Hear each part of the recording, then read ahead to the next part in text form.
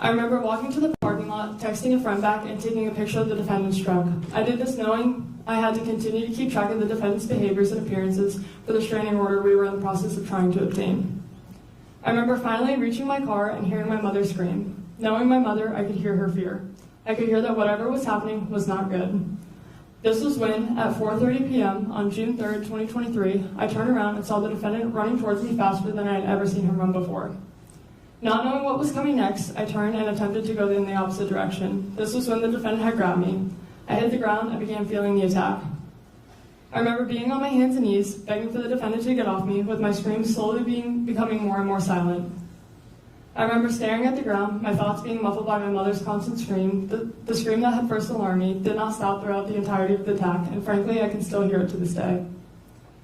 I remember hoping for the pain to stop and feeling my mom pulling him off of me. I remember finally being let go and falling to the ground because at that point, my body had been paralyzed. Little did I know that me being let go in that moment meant my mom was now being made another victim of the attack. I remember laying there with my eyes closed, blacking out until the defendant began stabbing me again.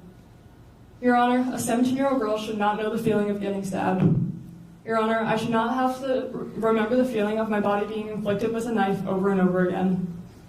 I remember feeling an impact against my mother, the defendant, and I, which was the moment Kennedy Armstrong had ultimately saved our lives. I remember finally opening my eyes but still being unable to see. I remember asking my mom to get off of me because she was now actively bleeding onto my face and into my eyes.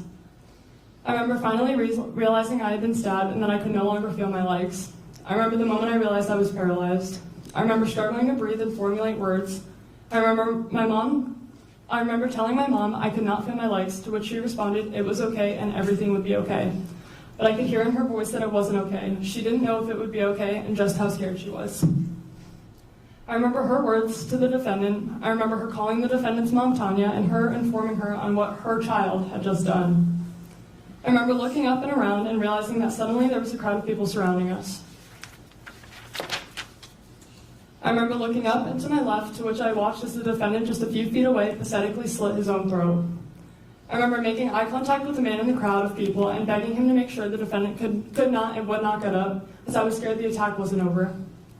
I remember his response ultimately assuring me that the defendant was no longer conscious or physically able to get up. As I